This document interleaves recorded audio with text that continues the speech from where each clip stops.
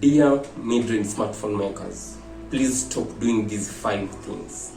Well, back in 2020 when doing the best phones by category, this comment came up. Why should I read your reviews yet the Infinix phone is not there? Well, today I'm going to review Infinix, Tecno and a Nokia mid-range phones, which I'll be explaining why each has its problem and disadvantages and advantages. Today I'm going to give you 5 gimmicks why you should be careful when buying a mid-range phone.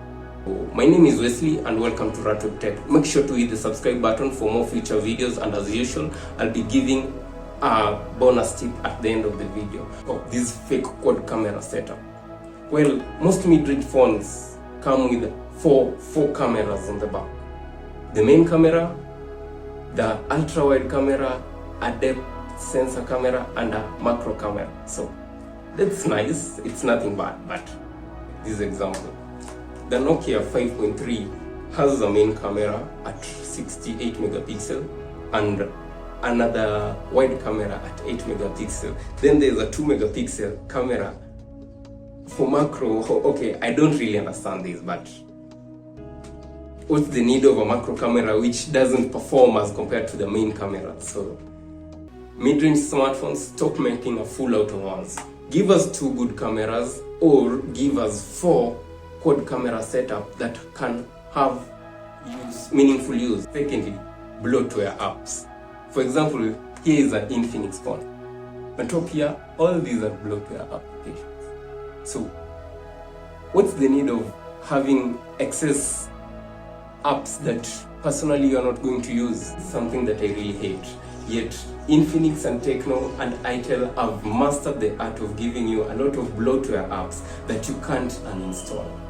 Most of these bloatware apps consume a lot of space on your phone. For example, you'll find like out of 64 GB, maybe a third or so is occupied by bloatware apps. So this is something that mid-range phones must cease do. Ads on your UI.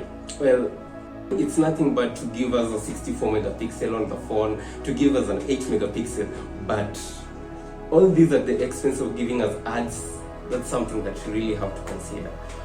Well, there's no problem with you having ads on your user interface, but honestly, buying a phone for $200, then gaining it 5 times through advertisement is not relevant, or rather, it's not fair at all. So, mid-range smartphones, please stop giving us adverts on your user interface.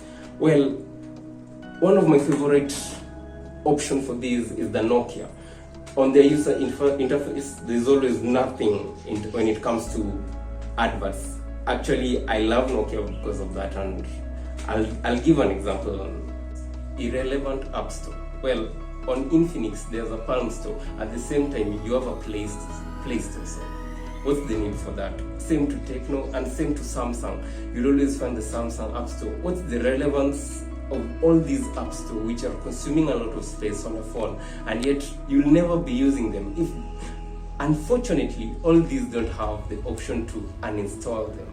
That's something that mid-range phones must consider. Why can't you all just stick to one app store? It doesn't cost much. You can post all apps on that. Faked and hyped adverts. You check on every other release on either of these phones, you'll either see the option of being sold like 2 minutes ago, having some crazy cameras, and yet all those have never been shot on that phone. Instead, they are using a normal 4K camera to justify something that their phone cannot perform to. So mid-range phones, stop giving us false advertisements. As usual, always give a bonus tip, and here we have the mid-range phones, stop giving us poor processors. Samsung is notorious of giving us a poor Exynos processor system, while these Chinese phones have adopted to give us a MediaTek processor. So all these processors can't perform as we expect the Snapdragon to do. So please stop giving us poor processors. Also, stop giving us good features on books, yet performance is poor in actual life. Anyway, be careful before buying a mid-range smartphone, always check out for the 5 cons that I've provided. And if you want better phones, there's always a review that I've always done on the best mid-range phones for 2020, and also for 2021 will be coming up soon. Anyway guys, thanks so much for watching. We're trying to hit a target of 4,000 subscribers. Make sure to hit the subscribe button for future videos like this. Peace out.